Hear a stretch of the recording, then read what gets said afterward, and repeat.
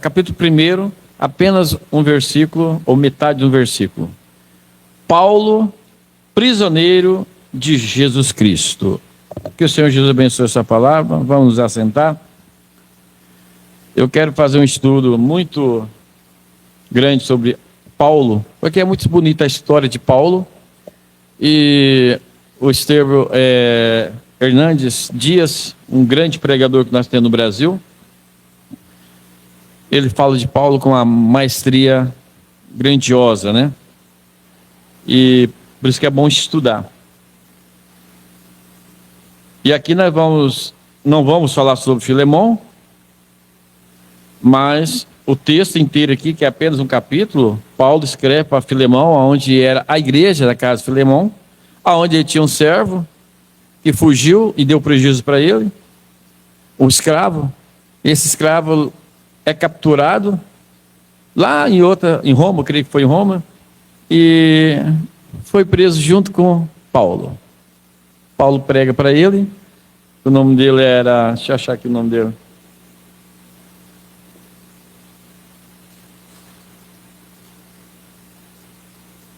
Nome diferente aqui.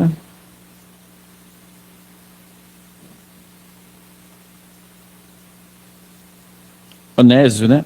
Onésimo. Paulo converte ele e ainda se torna um obreiro. E esse escravo ganha liberdade e Paulo orienta ele a voltar para Filemão, seu antigo dono. Só que não para voltar como escravo, mas voltar como irmão precioso, recebê-lo como receberia o próprio Paulo, apóstolo Paulo, e ainda mais para receber ele no ministério, porque seria valioso para Filemão e tanto para Paulo. Já era valioso para Paulo, mas seria mais útil para Filemão. E ainda Paulo disse assim para ele: e tudo que ele te deve, põe na minha conta, mas receba com honra, porque ele é um irmão. Então aí vocês vão ler isso aqui, vão entender isso aqui. Agora nós vamos falar, creio que uns 20 minutos apenas. Mombrando tirou esse contexto para falar sobre prisioneiro de Cristo. Nós vamos ler algo e entender que a falha de cada cristão nosso é que nós não somos prisioneiros de Cristo. Nós somos prisioneiros de nós mesmos, porque nós não aceitamos ser prisioneiro de Cristo. Como eu estava dizendo ontem, quando a gente sempre evangeliza uma pessoa e pergunta sobre se a pessoa ela morresse, né? É uma palavra, a gente faz uma pergunta já sabendo a resposta, para pegar a pessoa mesmo. Se morresse hoje, você estaria no céu? Você seria salvo? A pessoa de cara responde assim: claro, eu creio que sim, porque eu sou uma pessoa boa. Eu sou uma pessoa boa. Alguns até ainda falam assim: eu não mato, não roubo, eu não bebo, não fumo, né? Então acha uma pessoa boa, né? Como que isso é alguma, você ser honesto, ser uma pessoa boa, é alguma virtude? Não é nenhuma virtude, é um dever de um cidadão, porque se você mentir, você vai ser processado. Se você roubar, você vai ser preso. Se você matar, você é condenado.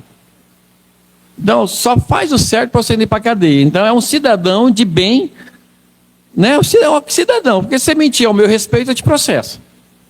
Eu vou lá arrancar 100 mil de você, 200, e assim vai por diante. Se você falar mal de uma pessoa, você pode ser processado por calúnia, injúria, tem tudo isso, né?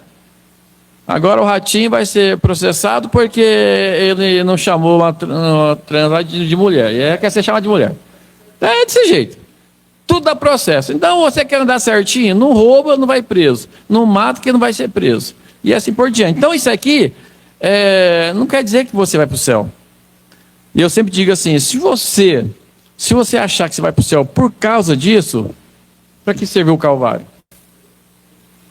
Você anula o Calvário. Esse pensamento anula o Calvário, porque Jesus morreu em vão.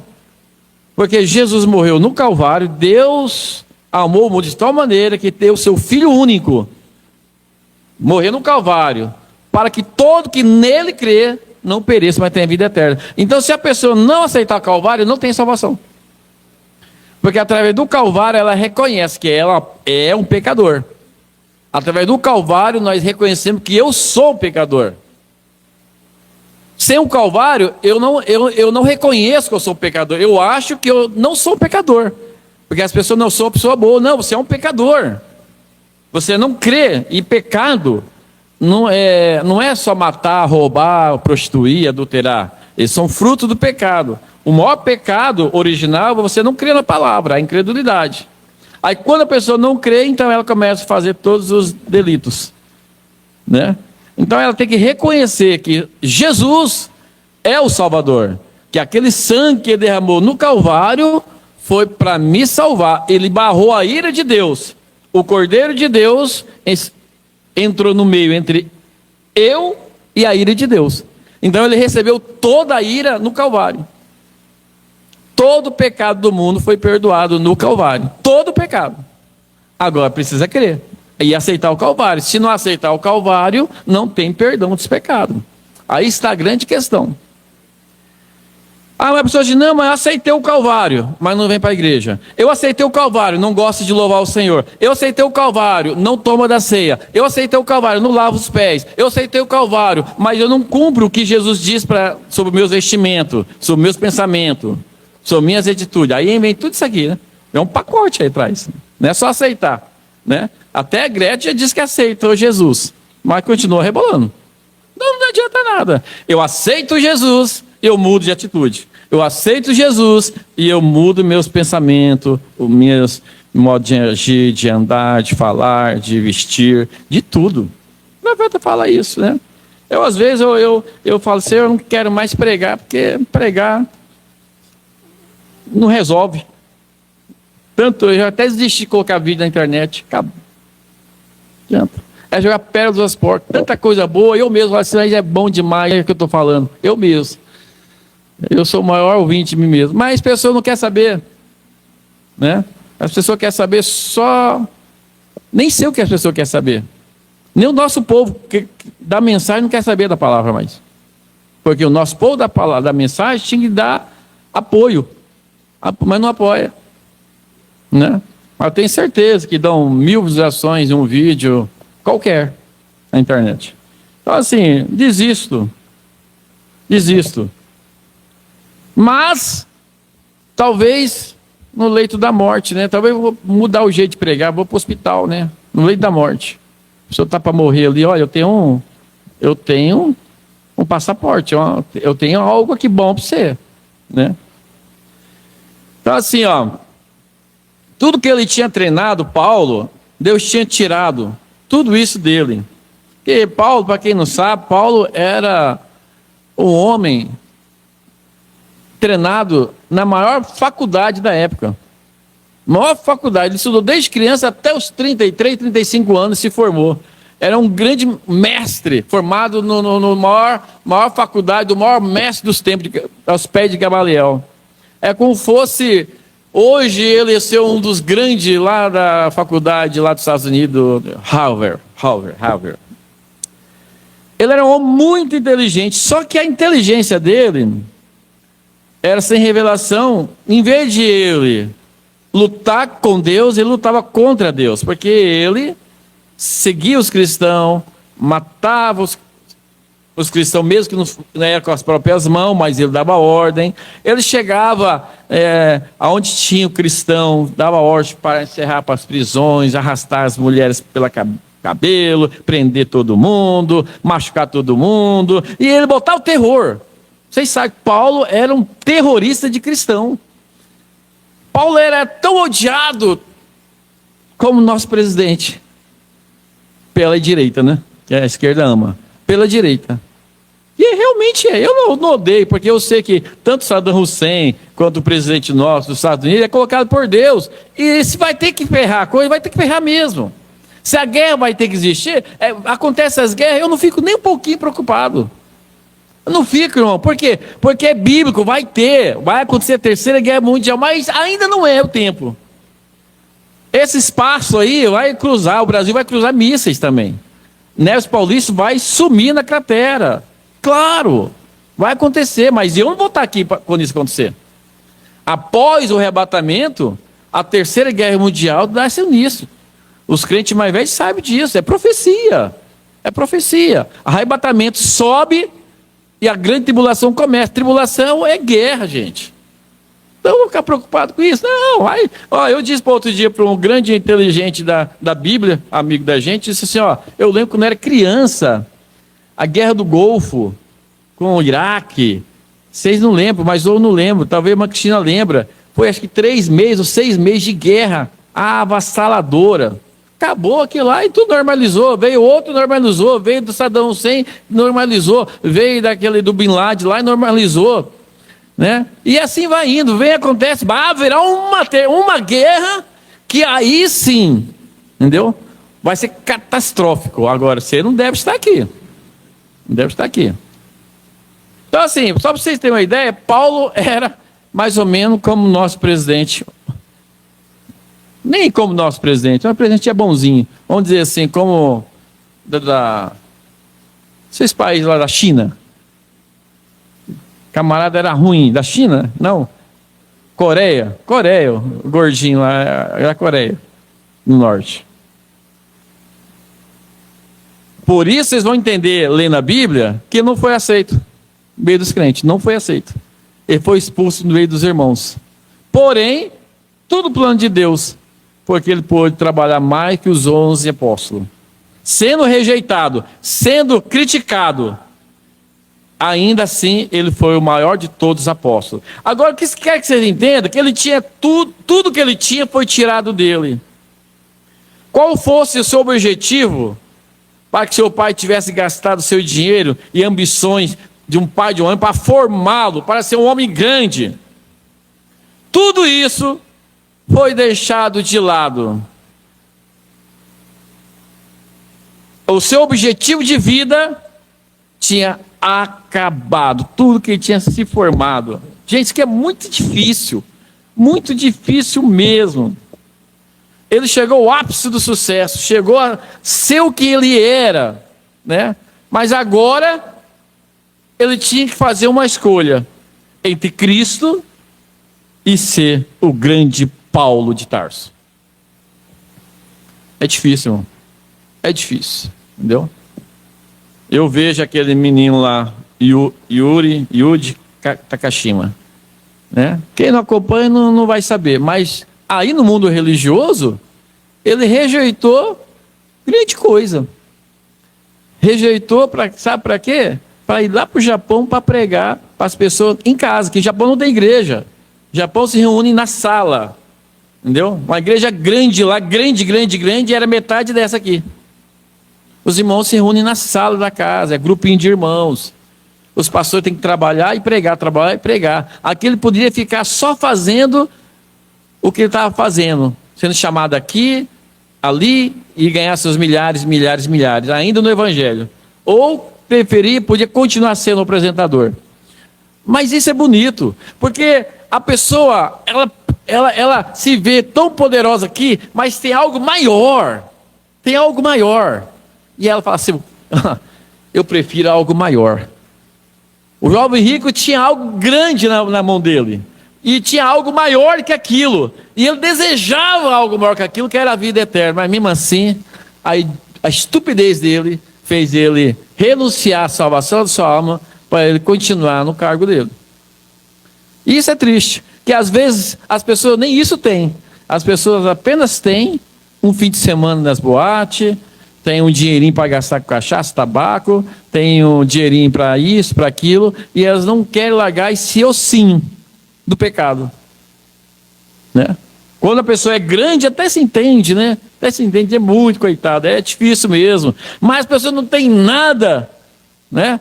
E ainda renuncia a tudo. A Bíblia diz que as pessoas simples e humildes serviam a Jesus de bom grado. Era muito mais fácil o pobre servir a Deus, mas aqui a coisa é difícil. E o pobre aqui de Neves Paulista, eles andam de Honda Civic, de Corolla, e come carne assada e cachaça todo fim de semana. Então, assim, essa riqueza, por isso que riqueza não é valor, é onde está o seu coração. E aí a pessoa está naquilo, o coração está naquilo, não quer largar. Então Paulo, ele teve que renunciar a tudo.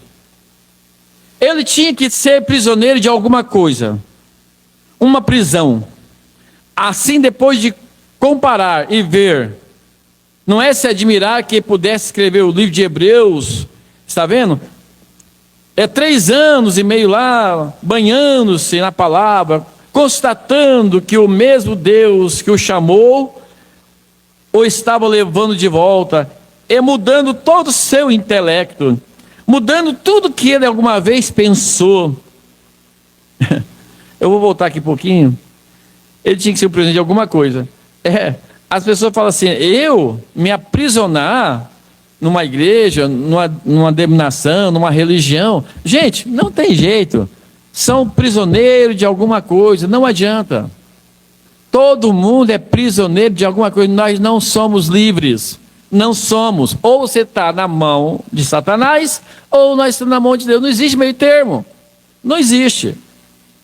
Ah, mas eu não vou para a igreja. Há muitas pessoas que falam assim, eu não sirvo a Deus, mas não vou para a igreja. Mentira, não serve a Deus coisa nenhuma. Está tapeando a si mesmo. A pessoa que serve a Deus, ela arrebenta isso aqui, ó. Eu tomo assim hoje, que eu não sei o que é o nome disso aqui, ó. Manga de camisa. Ela remanga isso aqui, ó. Ela abraça a causa. É assim que o convertido, o convertido genuíno, ele se converte. Ele chega no lugar e fala assim, eu quero ser batizado. E agora eu almejo ser um diácono. Eu almejo cantar para Jesus. Eu quero fazer alguma coisa. Cadê o grupo de louvor? Como eu faço para entrar no grupo de louvor? Como eu faço para entrar no grupo de evangelismo? Eu quero fazer algo para esse Senhor. O convertido genuíno é isso aqui, ó.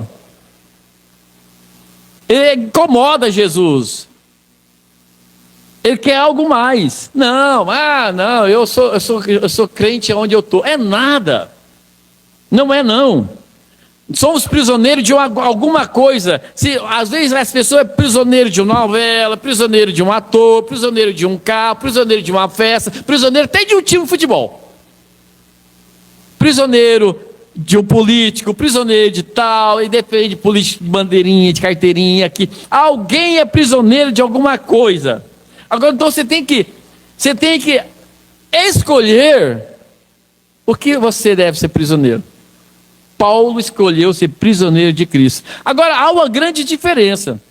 Nós, como prisioneiros de Cristo, que ele mesmo falou, sou prisioneiro de Cristo. Nós somos prisioneiros, mas não com fardo pesado. Não doloso, não reclamando, não murmurando. Nós somos prisioneiros felizes, coração aberto, sem algema. É uma prisão como fosse um casal que vai casar, que realmente tem um amor, entendeu? Eles são aprisionados um com o outro, mas não porque a moça puxa pelo colarinho e fala assim, se você olhar para o rapaz, eu te quebro, hein? E a mulher puxa, o rapaz puxa, não. São prisioneiros porque é um amor incondicional. Vocês entenderam agora? É amor incondicional. Então assim nós somos, é um amor incondicional com Cristo. É assim que cada cristão deveria ser.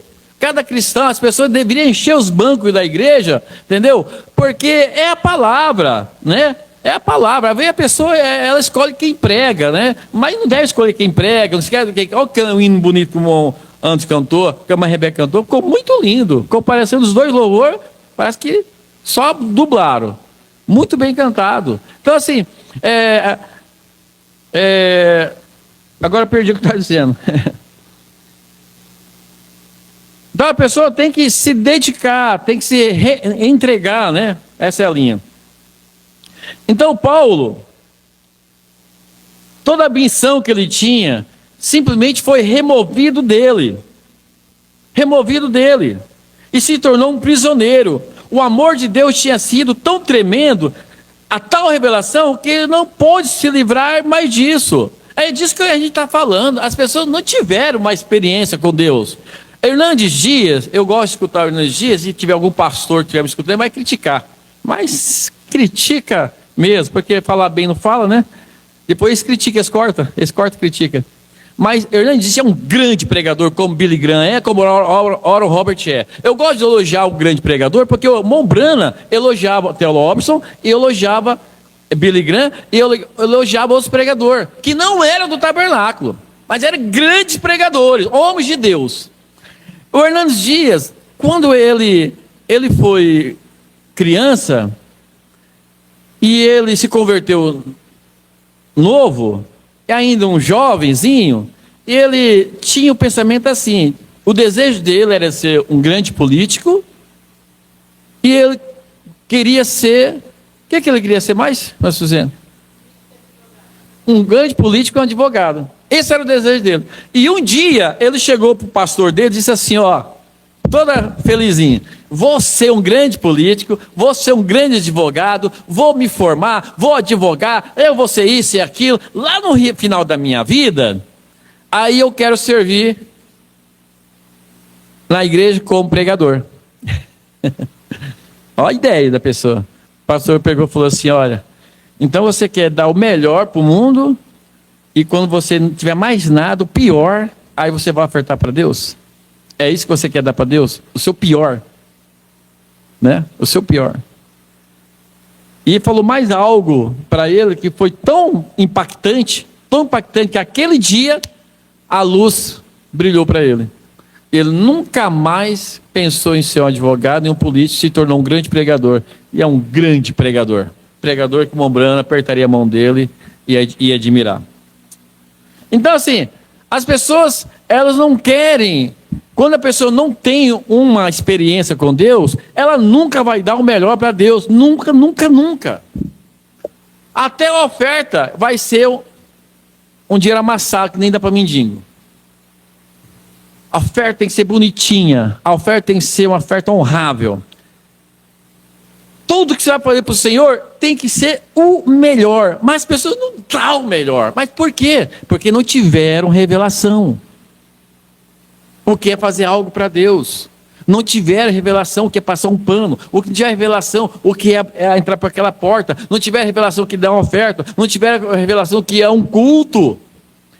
Gente, é esmagadora aos lugares que a gente vai, e a reclamação que as pessoas não vão para a igreja. Crente que só vai no domingo, outros que só vai na ceia, outros que só vai na Páscoa, outros que só vai... Aqui tem uma capacidade de uma pessoa ligar para dizer, vai ter vigília? Não veio o ano todo, mas na vigília veio. Queria vir. Então assim, qual a intenção de uma pessoa que não veio o ano todo, mas vai na vigília? Gente... É alguma talismã, é alguma coisa supersticiosa que você tem que estar na vigília, na virada do ano, vamos começar na igreja. Não quer dizer nada. É que nem tomar da ceia. Gente, tomar da ceia não é a ceia que vai fazer você ser um cristão. A ceia é um símbolo que você passou 30 dias em comunhão com Deus, fazendo o melhor para Deus. Ó, Senhor, segunda-feira deu o meu melhor, em meu andar, no meu falar, no meu pensar, no meu respirar, no meu agir, nas minhas roupas, nas minhas ideias, pensamento, em tudo. Na terça-feira, quarta-feira, quinta-feira, nos 29, 30 dias do mês, Senhor, eu te honrei, eu conversei contigo, eu te louvei, eu te servi. Aí você vem aqui e toma. É um símbolo. Não é a ceia que faz que você está em comunhão. Você pode tomar da ceia, mas vai estar em comunhão. É o antes da ceia. Não está entendendo? O profeta fala assim, o pão e o vinho não é comunhão. Então, há muitas coisas que as pessoas não entendem, dos crentes, não entendem. Mas Paulo, ele teve uma experiência tão grande com Deus, que não tinha como se livrar disso. Eu conheço lugares, eu só não faço evangelismo aqui porque eu estou sozinho. Mas vocês sabem o tanto que a gente já trabalhou no evangelismo. E eu oro, Senhor, sozinho eu não quero ir mais, não vou ir não. Sozinho é muito ruim. Nem Moisés queria sozinho, o Senhor teve que mandar Arão para ser parceiro dele. Era Paulo e Silas, era Elias, Eliseu, e aí vai indo.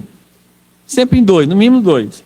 Mas você chega em determinados lugares, você pergunta, cadê o evangelismo? Não existe evangelismo. Agora, por que uma igreja de 50, 100 membros não tem trabalho evangelístico, gente?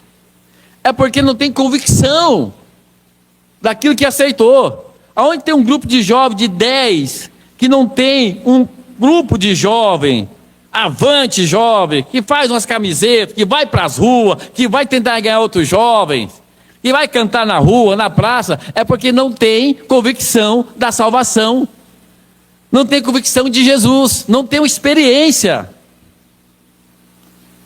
Porque vocês sabem, vocês já participaram, uma Rebeca mais tempo, vocês Moanos participou, nós fazíamos evangelismo com jovens aqui. Agora, sozinho é difícil. Mas o que precisa é uma experiência tremenda. Paulo teve uma experiência de um amor em Deus tremendo. Uma tal revelação que ele não pôde se livrar disso. Não pôde se livrar disso. A vida dele era isso. Está entendendo? A vida dele é isso. É isso que eu estou dizendo. A pessoa, ela se aprisiona nesse amor de Cristo. Mas é um tempo difícil. Uma Rebeca cantou. Ainda a lenha dessa geração para ser queimado. Foi isso, Lituíno? Tem lenha para queimar. Eu queria ver essa geração. Cadê essa lenha? Né? Vou levar uma Rebeca cantar em todas as igrejas. Cadê esse jovem que tem lenha para queimar? Tem, mas tem que ter. Uns jovens apáticos, doentes espiritualmente, entendeu? Que não se junta para orar, não se junta para fazer algo. Uns evangelistas fracos. Não deveria nem se chamar de evangelista. Fraco, porque evangelista tem que evangelizar, tem que ir todo domingo, todo domingo. Não tem essa de chegar na igreja e não levar um visitante. Acabou a escola dominical, a rua, convidar as pessoas para um panfletinho, bora para a igreja, vai ter um culto maravilhoso, você está doente, lá é o lugar de ser curado. E taca fogo, taca lenha, pega o jovem lá e taca a lenha. Gente, tem um pastor que tem uns 50 membros, amigo meu, falou assim, não tem ninguém para me ajudar. Eu falei, não tem ninguém, sou eu. Se eu tivesse 50 membros, eu fazia um rebento dessa cidade. Tem a camiseta, já fizemos, vocês lembram? Eu estava limpando meu carro com a camiseta esse dia. Tem uns 15 anos também, essa camiseta, né? Ainda tem dela, não estava dando brilho no carro. Então, assim, tem que ter lenha para queimar? Tem, mas quem vai tacar fogo na seara dos filisteus? Tem que ter alguém com experiência. Tem que ter alguém que teve um contato com Deus verdadeiro, que nem Paulo teve esse contato. Paulo, olha, eu não vou dizer aqui, mas vou estudar mesmo sobre Paulo. Mas ele rebentou toda aquela região, enquanto os outros apóstolos ficavam assim, ó. Vocês não vê citando os apóstolos mais. Só vê os livros. Só lê os livros de Mateus, acabou. Não fala mais de Mateus. Lucas, não fala mais de Lucas. Marcos, não fala. Paulo ainda cita Marcos. E São João. Só vê Paulo. Paulo fez um rebento. Ele escreveu a Bíblia inteira praticamente. O Novo Testamento inteiro. Então assim, gente, precisa de alguém que taca fogo. Precisa de alguém convertido realmente. Não é só falando de obreiro, não. A Bíblia precisa de um Clóvis doido que pula e grita e tal. Está lá pregando lá, está lá. Faz o trabalho dele. Está lá na Bahia lá. É isso mesmo, aí. Pelo menos está trabalhando, está pregando, é o desejo de coração. E faz mesmo, faz a coisa. Aqui ele alugou o salão e fez. Né? E outros aí que está aí, ó, só chupando o dedo.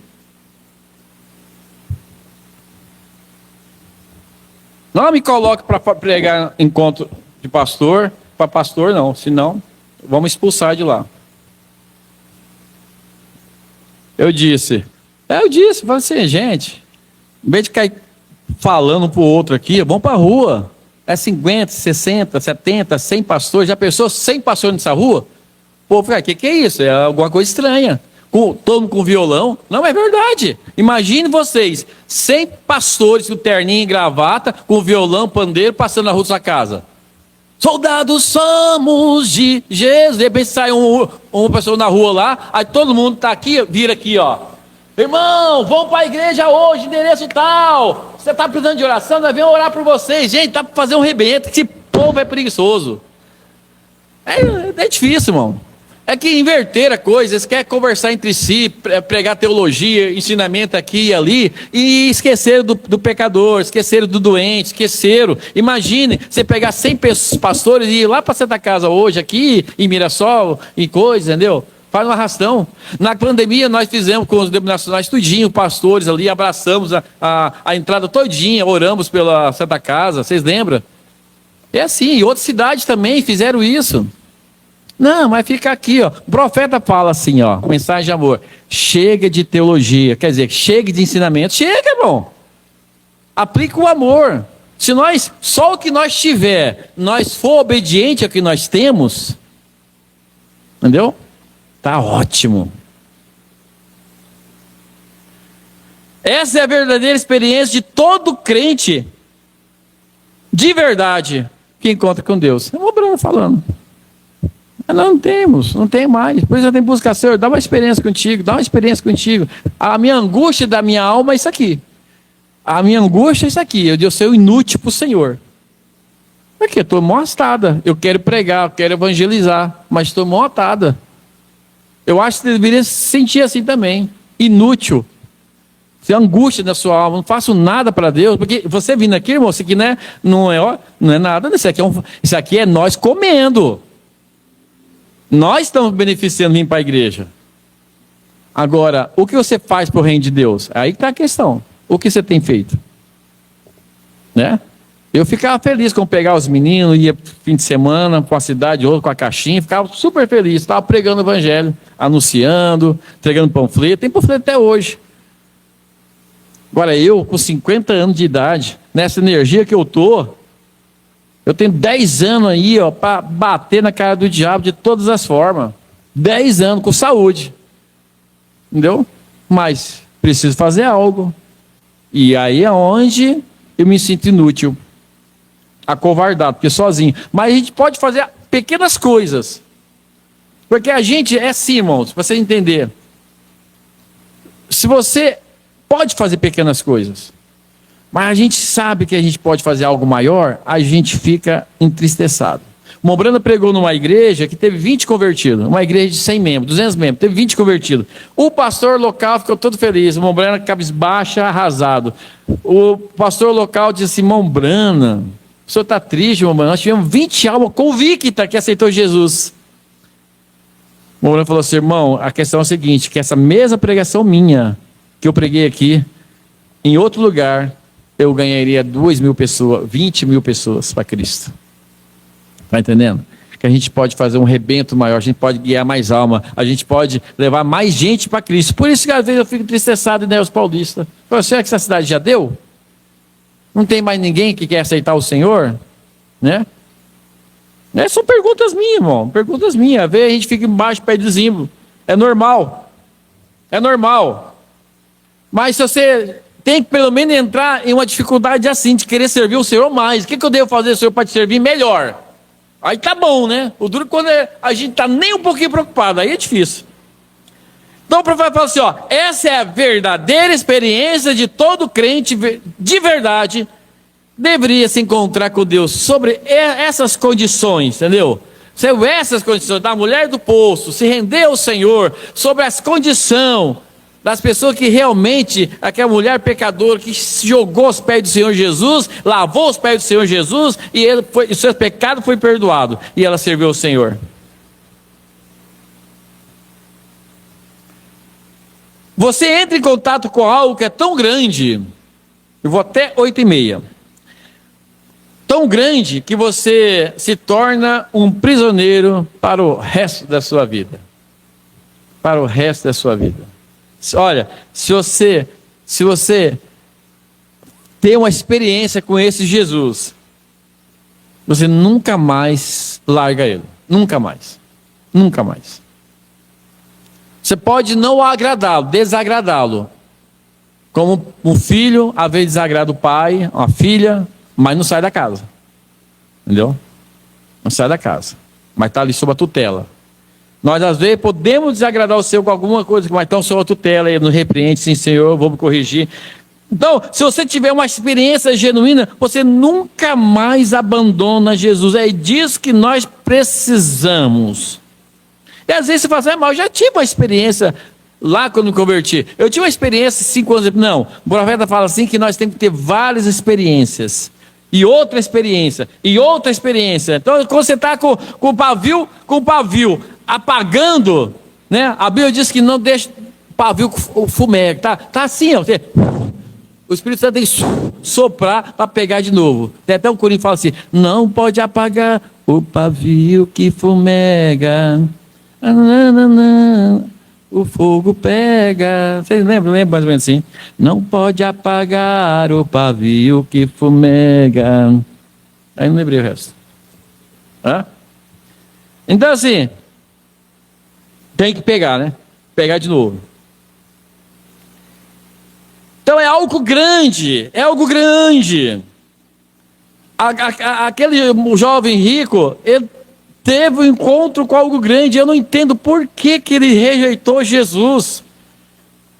Porque ele chegou a dizer: bom mestre, que farei eu para ter vida eterna? E Jesus falou assim: bom, como você diz que sou bom? Bom, só Deus. Tem algo estranho para você falar eu sou bom. Tem que ser por revelação. Você diz que eu sou bom, bom é Deus. E aquele menino lá, aquele jovem, ele conhecia a palavra. Mas por que ele rejeitou, conhecendo a palavra, sabendo que Jesus era o Filho de Deus e assim ainda recusou a salvação?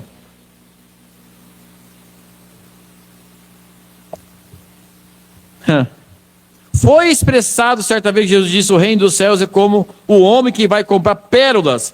E então, quando encontra a grande pérola, ele vende tudo que tem para comprar essa. E assim é aqui. Você tem uma concepção intelectual, você tem uma experiência teológica, mas quando chega a hora em que você realmente encontra a coisa verdadeira, você simplesmente vende tudo e se prende a isso. Pode deixar o fundo musical, irmão Suzano.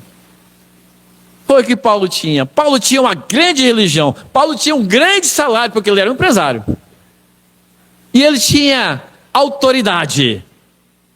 Ele tinha poder em suas mãos. Ele consentiu com a morte de Estevão. Ele autorizou a morte de Estevão. E aquilo machucou o coração o resto da vida de Paulo.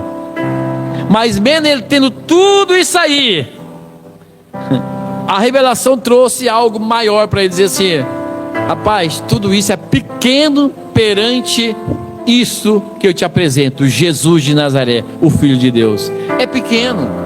Aí eu não entendo como as pessoas, elas não rendem às suas estruturas humanas. Porque é algo de inteligência, gente. É algo de inteligência. Eu posso ter uma Ferrari de 10 milhões. Uma Ferrari vermelha, puro sangue. 10 milhões de reais. Mas, gente, isso não é nada. O respirar do ar da glória de Deus. Não é nada. Eu posso ter o nome maior de fama, que hoje são os nomes desses grandes influenciadores, que fazem uma live e ganha 100 mil reais em uma live só, de 1 hora.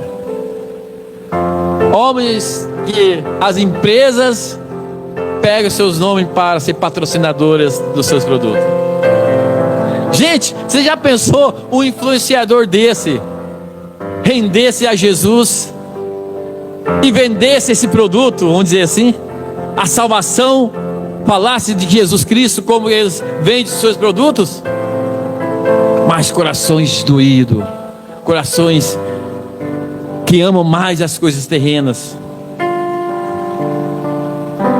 Oh Deus, a oração do pastor Clis, né, nos ajuda a entender essas coisas. Se o povo, nosso povo da mensagem, entender essas coisas, não é uma concepção intelectual. Paulo sabia o que era. Ele constatou que estava preso em algo, como nós.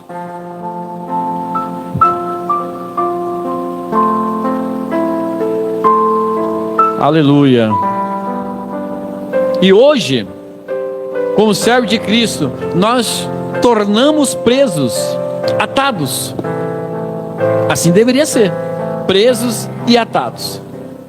Preso e atado. Tudo que é de Cristo eu estou preso.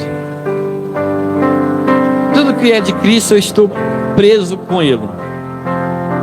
Nós não podemos ir, estamos restringidos a ela, não podemos fazer o que queremos, estamos presos à palavra, nós fazemos o que a palavra nos manda fazer. Não importa o que alguém diga, eu estou preso a ela. Não importa se alguém me critica, eu estou preso a esta palavra. Não importa se eu vou ser zombado, não tem problema. Ser zombado, ser ridicularizado, ser criticado, ou ser até mesmo colocado de lado por causa da palavra, para o cristão deveria ser honra. Deveria ser honra.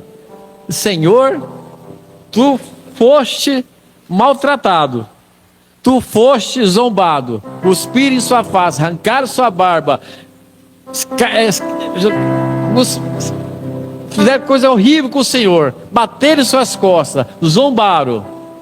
Senhor, fizeram isso comigo também hoje, e eu estou feliz, porque o Senhor disse que no mundo tereis aflições, no mundo sofrereis abandono, crítica, mas tenha bom ânimo, porque eu venci. Não importa o que alguém diga, você está preso a ela. Há algo acerca desta palavra, há algo acerca desse Jesus. Eu fico pensando assim, a ruptura de Paulo com o seu grupo, com o seu sistema. Um homem daquela altura, daquele poder, se voltar contra aquele sistema, era uma renúncia muito grande. E ele foi espancado em cidade que ele foi dado como morto, ele foi preso, açoitado, e mesmo assim, teve um jovem que se converteu e andou um ano com a gente, e depois ele falou para mim assim, ó: eu não entendo, Caetano, depois que eu aceitei, tudo dá errado para mim, até hoje as coisas não deu certo. Eu fiquei pensando, oh meu Deus, não teve revelação. Porque a nossa esperança, em primeiro lugar, não é aqui na terra, é no céu, é na glória. Não importa se nós não alcançar algo que desejamos, embora que Deus dá. Deus pode dar um bom carro, uma boa empresa, um ótimo casamento, um bom saldo do banco, Deus pode dar tudo isso, mas se Ele não der, não tem problema, porque Paulo perdeu tudo que ele tinha. Paulo, nos dias de hoje, ele tinha perdido a sua Lamborghini, sua Land Rover, sua Ferrari. Ele tinha perdido sua rede social, os seus 10 milhões de inscritos. Ele tinha perdido seus patrocínios com a Coca, com a Globo, com isso e aquilo, com tudo que era bom, porque Paulo era poderoso. E de repente, Paulo se torna um medíocre. Até parte da escritura diz assim: olha, se eu não sou apóstolo para os irmãos que me expulsaram da igreja, não me aceitaram pregar lá, mas seja pelo menos para vós, olha que situação, eu sei pelo menos para vós, o grande apóstolo Paulo.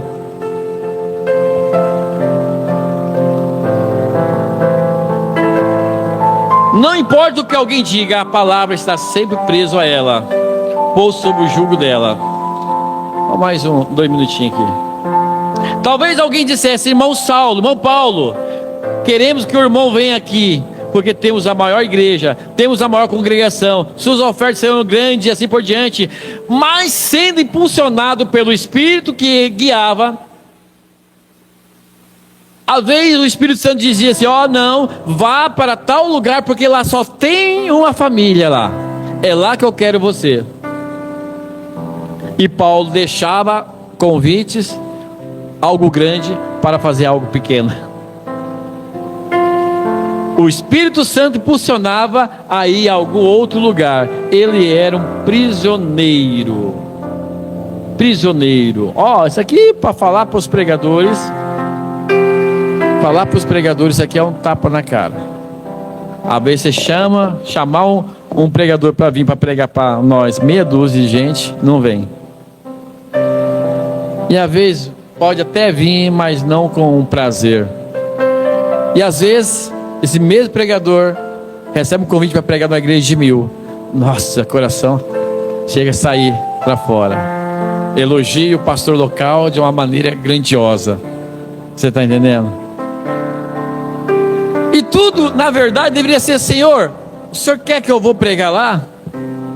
O Senhor quer que eu vou naquela igrejinha pequena? Que Paulo estava disposto a isso. O profeta fala disso. Nós vamos comentar isso no próximo culto. Para encerrar aqui, ó. O profeta diz: ó Deus, faze-nos prisioneiro assim, deixando a nossa própria ambição egoísta. Porque é bom você ser amigo de alguém grande, porque o benefício atrás é muito grande. Você imagina alguém ser amigo meu? A minha chácara tem gado, tem cavalo, é na beira da praia, tem piscina. Todos os meus amigos têm livre acesso para ir na minha praia. Tem nas minhas piscinas, montar meus cavalos, né? Se eu tivesse, né? Mas como que eu não tenho nada, então ser amigo meu não é muito lucrativo, né, Montes? Não é muito lucrativo, porque eu não tenho nada.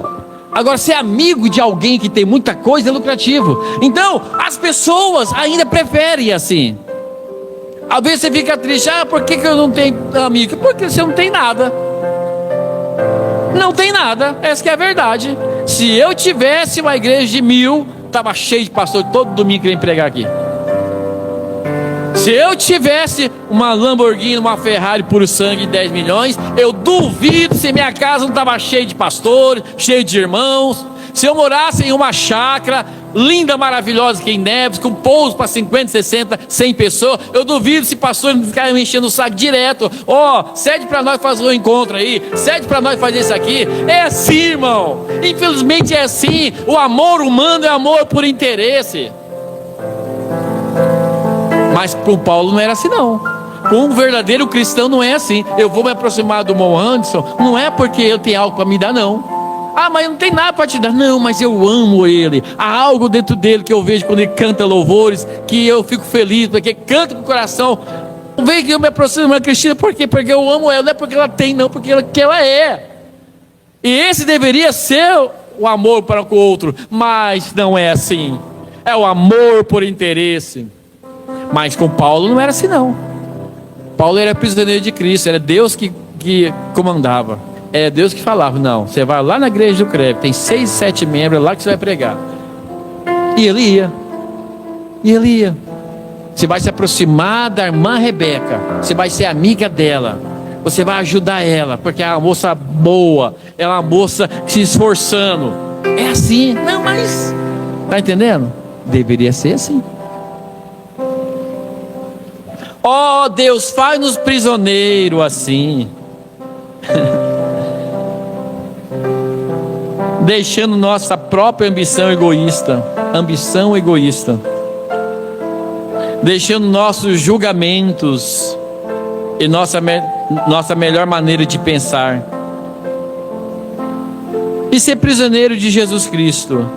Ser prisioneiro de Jesus Cristo. Eu sou seu prisioneiro, Jesus. O que o Senhor quer que eu faça agora? Isso aqui. Então eu vou arrancar os meus pensamentos, tudo que eu acho do Caetano, tudo que eu acho dele, entendeu? E vou fazer o que o Senhor quer. Irmão, onde estão os prisioneiros de Cristo? Fazer um corte, né? Onde estão os prisioneiros de Cristo? Acabou-se em Paulo? Acabou-se em William Branham? William Branham era um prisioneiro de Cristo. Porque ele não seguia a normalidade do tempo, que era as denominações, o sistema, o dinheiro, a fama, não. Ele sempre estava junto com os mais rejeitados. Encerrando. Ó Deus, faz os prisioneiros assim, deixando nossas próprias ambições egoístas e deixando nossos julgamentos na nossa melhor maneira de pensar. E ser um prisioneiro de Jesus Cristo.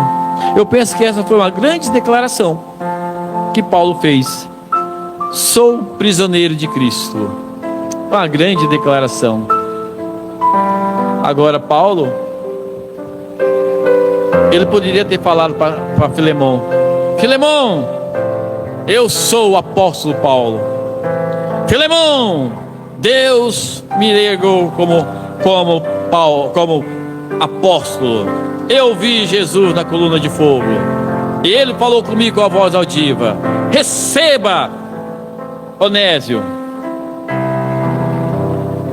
Faz dele isso. Não, ele não usou dessa autoridade. Ele não fez isso. Há muitas pessoas que usam essa autoridade. Há muitos pastores que usam essa autoridade. Há muitas pessoas que usam essa autoridade.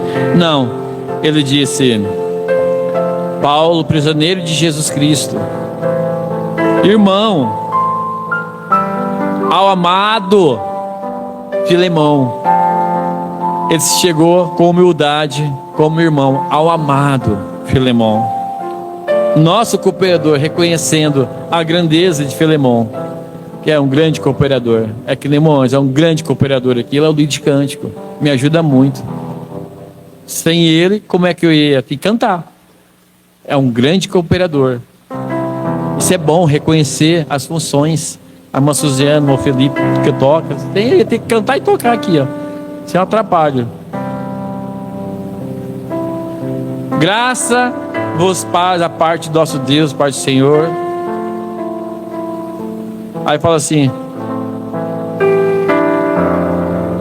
graças te dou, meu Deus, lembrando sempre de ti em minhas orações. Aqui, ó.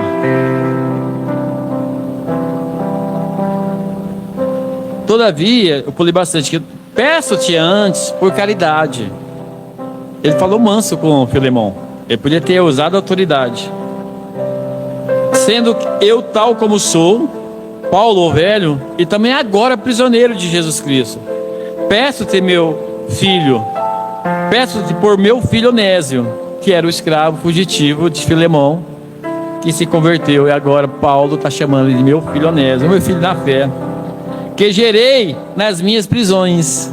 Foi preso junto com Paulo, Paulo ganhou ele, a qual no outro tempo foi inútil, era apenas um incrédulo, um escravo fugitivo, mas agora a ti e a mim é muito útil, e eu tomei a enviar, e tu torna a recebê-lo com as minhas estranhas. Aí vai falando aqui, depois vocês leem o Filemão inteiro. Pede para ele perdoar, se tiver alguma coisa ele pagaria, mas a forma que ele conversa com Filemão a respeito do escravo fugitivo convertido, de uma maneira não com autoridade, mas como um escravo de Cristo, né? Com amor. Vocês entendem? Isso é bonito. Vamos fechar nossos olhos, agradecer ao Senhor. Pai amado, te agradeço, Senhor, porque o Senhor é bom. Eu não sou, Pai, nenhum de nós somos. Por isso nós temos que deixar nossas agressividades, as nossas tentações de lado e se tornar um escravo de Cristo.